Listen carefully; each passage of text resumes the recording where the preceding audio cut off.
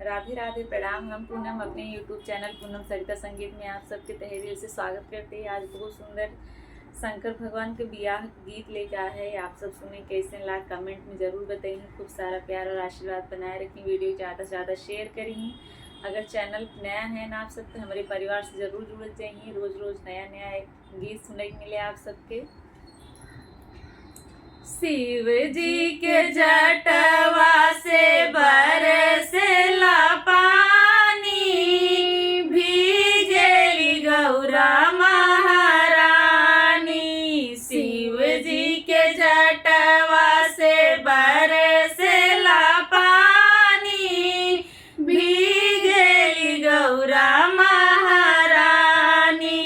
शिव जी के जटवा से बरसेला पानी, भीजेली गौरा महारानी।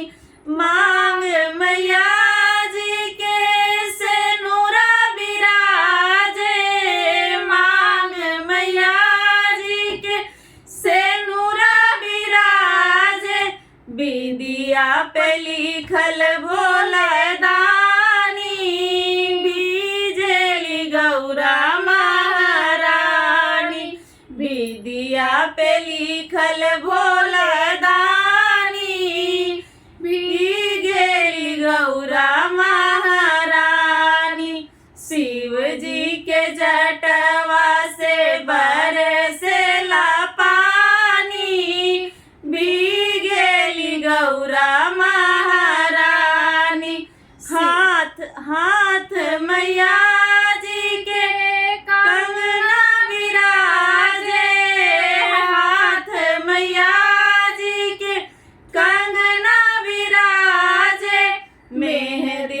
लिखल भोला दानी, भीगेली गौरा महारानी। मेहंदी पे लिखल भोला दानी, भीगेली गौरा महारानी।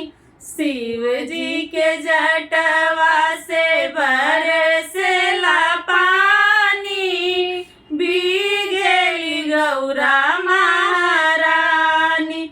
पाँव मैया जी के पायल सोहे, पाँव मैया जी के पायल सोहे। बिछुआ पे लिखल भो